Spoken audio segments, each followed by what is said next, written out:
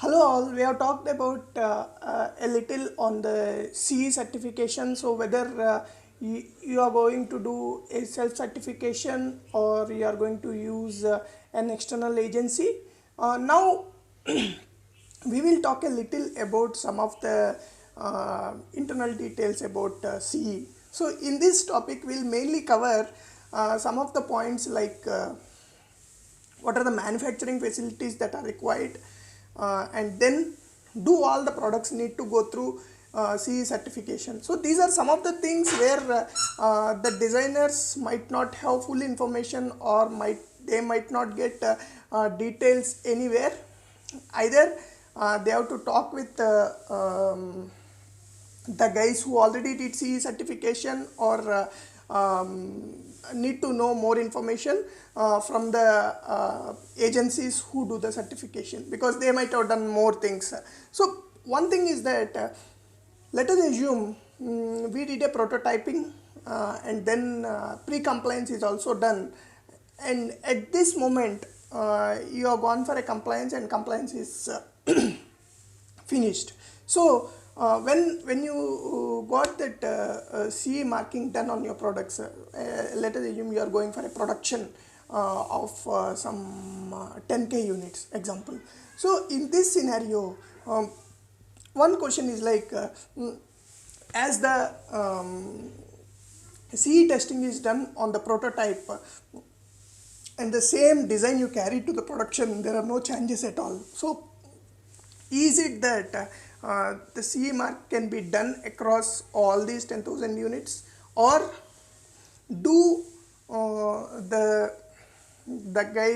product owner need to go through the entire certification for all the devices? So definitely going for a certification for all 10,000 units is a cumbersome activity. Every one of us know that.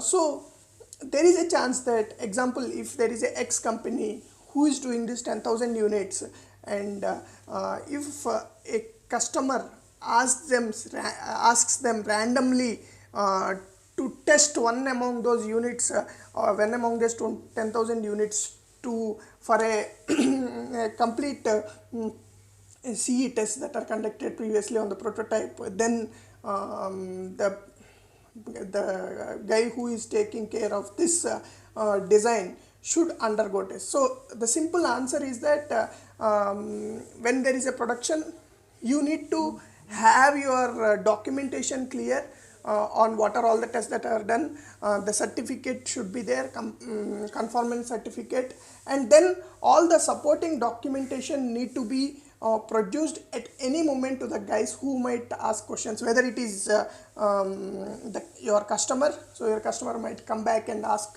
questions on that. So it's not that once you did a prototype and all the CE tests passed and you got a CE conformance, you for the next 10 years you cannot say there is no need to test. At any moment your customer or any agency, if they want to verify, definitely agencies doesn't interfere in this. If a customer asks for that, then you have to do those tests during the production also on any random samples that are selected. So it's very important we note that. And now the second thing is that while we talk about the CE tests, we talk about more of electrical tests or the conductivity, radiated emission, whatever the kind of tests that we do on the in the environment where the board is exposed to, or any kind of temperature or vibration test. All these are included as a part of the CE conformance. Now apart from this, example, you did a board, you went for CE conformance, and you like did a prototyping at a local fab house. The assembly is also done, let us assume a local fab house, and then you went for the CE conformance, pre-compliance and compliance. So in this scenario, there is a question asked by one of the guy to me, So are the manufacturing and assembly process come under CE certification?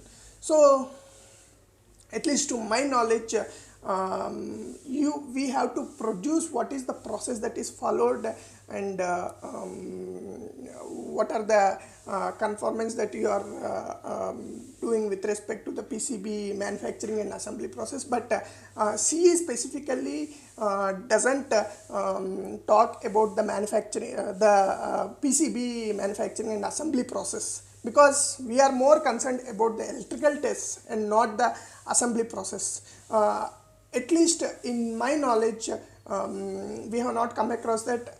But while people deliver products to customers, the customer might ask what are the kind of procedures that are followed, what are the kind of example, the temperatures that are used during the soldering process, kind of soldering that is used, and what are the quality checks that are done. So all these basic we can at a high level say the quality checks that are there in the manufacturing and assembly level process may not come under this certification, but it is important that we keep all these documented and saved.